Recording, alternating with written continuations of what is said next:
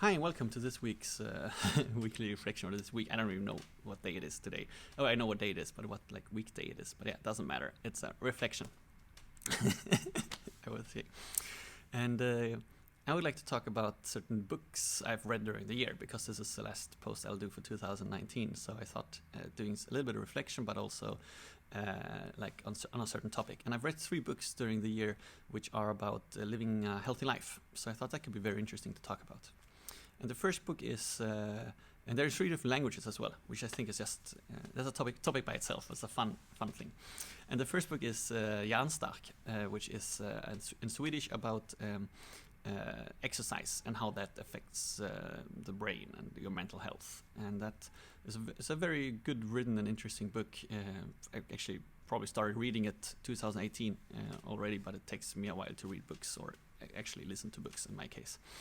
And it kind of reinforced for me this like, okay, you should definitely get out as much as possible. Like, you should exercise, you should do those kind of things. And my ambition for 2019 was to run once a week.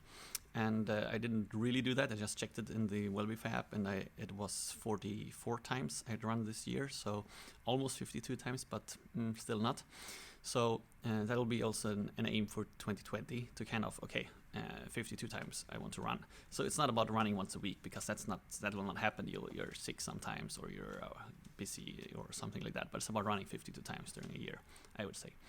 And for me, running is like, I don't enjoy it. I've done a lot of different activities during my years, but I've never stuck with anything. Running is probably one of the things I've stuck with for the longest time now. I've done it for 3 or 4 years now, I would say. A little bit on and off, but still kind of continuously.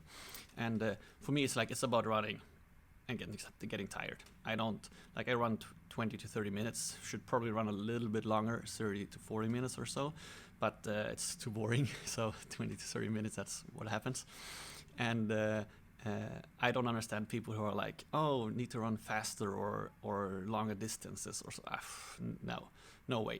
For me, it's about getting out, getting tired, and running works for me because I can do it late evenings. I can do it in a time frame. I don't need to schedule it with something. And I've so much of my life is scheduled, so I don't want to schedule more. So for me, running works in that sense. And you don't need any fancy equipment or stuff like that. So running, super important, and something I do. And then it's the other book is Der Ernährungskompass, which is a German book from a German science writer. And he had the very ambitious idea to there's been a lot of research on what to eat and not to eat and how it affects your health. And I want to do a book about all of that and just combine it and do a meta book. So yeah, it took him a couple of years to do it. He probably didn't get all the research anyway, I think, but it's a very good and all encompassing book in that sense. And it's a little bit, as the title said, it's a compass. It's about making a direction. Okay, kind of what should you eat, kind of what should you not eat. And for me, it's been reinforcing things I already knew and teaching me new stuff. So I haven't eaten meat for probably 10 years now, more than 10 years actually, now that I think about it.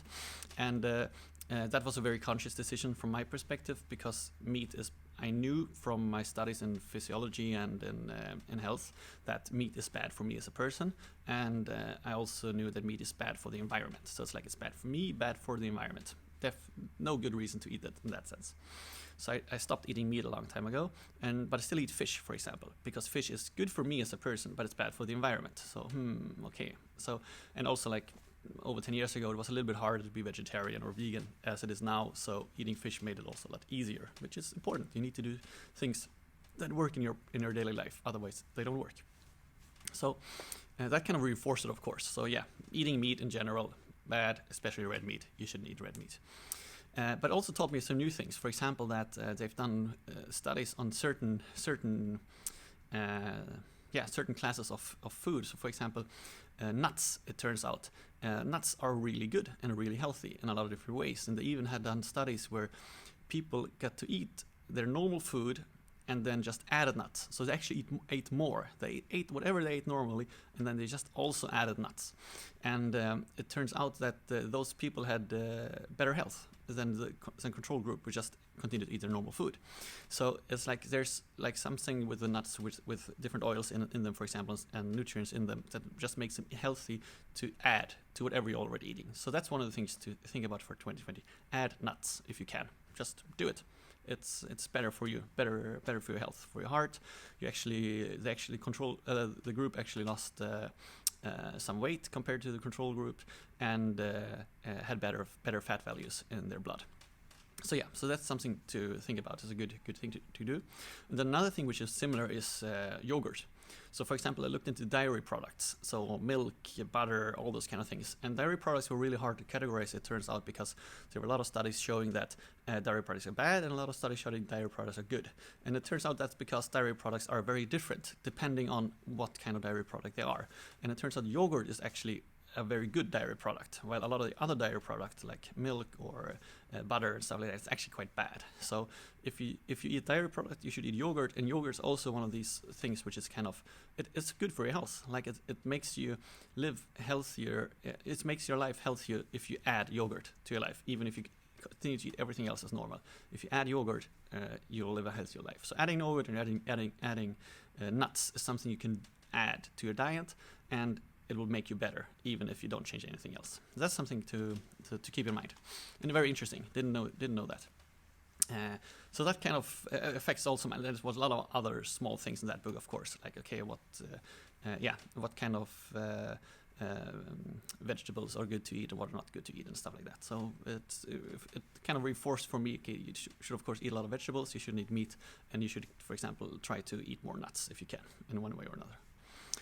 And the third book was, which I'm haven't finished it yet, so I'm a little bit less than halfway, is Why Do We Sleep, which is about sleep.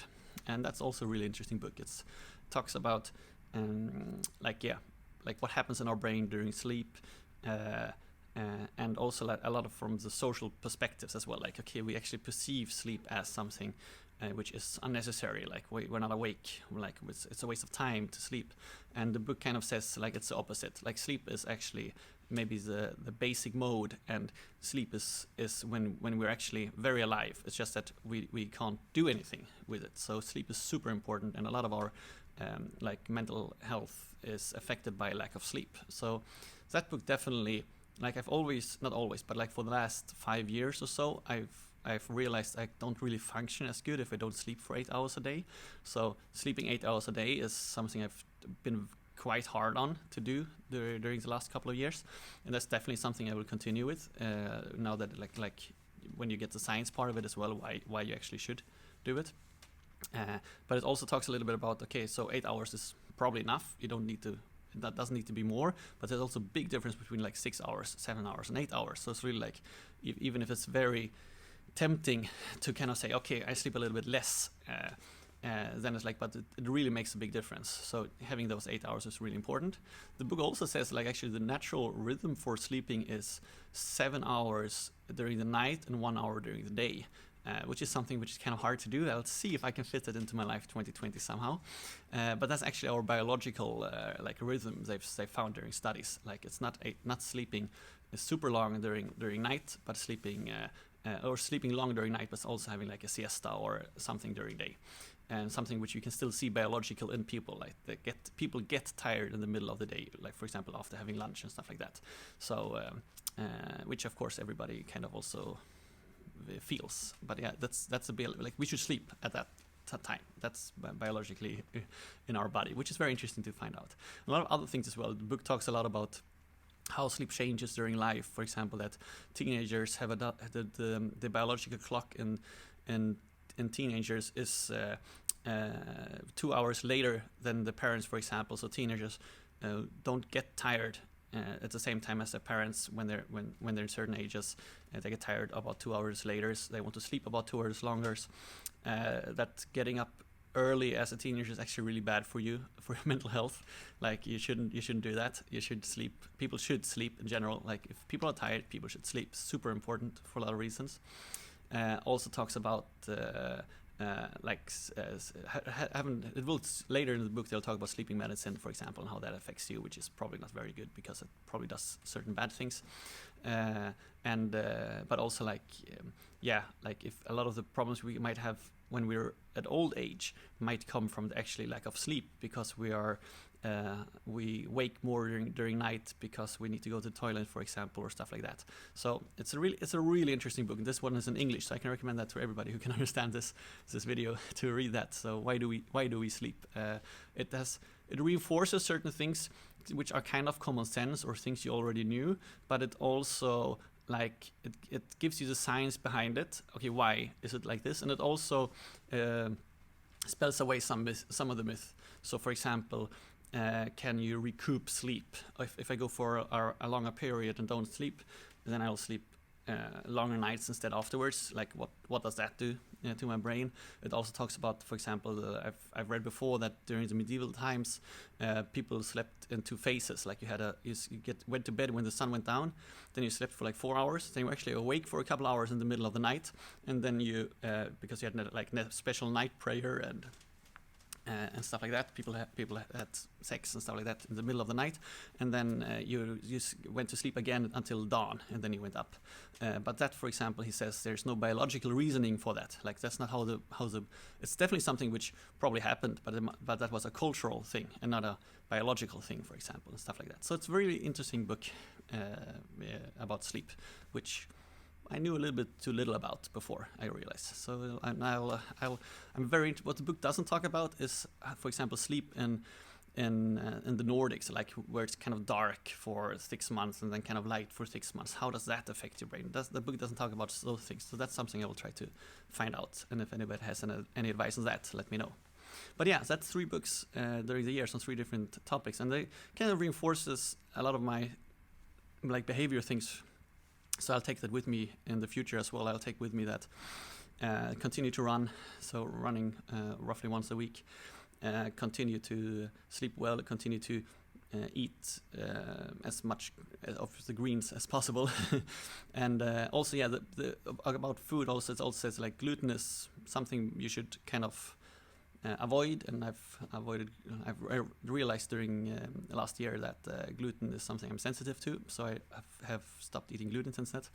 And something which both the sleep book and the food book is about is also alcohol, that you should try to avoid alcohol. So that's something I've tried to avoid during 2019, and I don't really know if 2020 maybe I will take a step and say I don't drink alcohol, because it's a little bit like when I stopped eating meat. Like before I stopped eating meat, I had a longer phase of a couple of years where I was like, I will eat a little meat. But eating a little meat is very easy to eat meat. So like it became that, I ate less, but I still ate quite a lot of meat. And I think it's a little bit similar with alcohol. Like it's a big difference between saying I will try to avoid alcohol or drink a little alcohol, but then once it's still easy to say yes to a glass of wine, or it's still easy to say yes to a beer or another beer or stuff like that. So maybe it might be better to just say I don't drink, because then it's very easy to not drink. It's definitely possible. We'll see. But yeah, so thoughts about living a healthy life 2019 and maybe for the future as well. Take care, and thanks for a lovely decade, and hope your next decade will be awesome.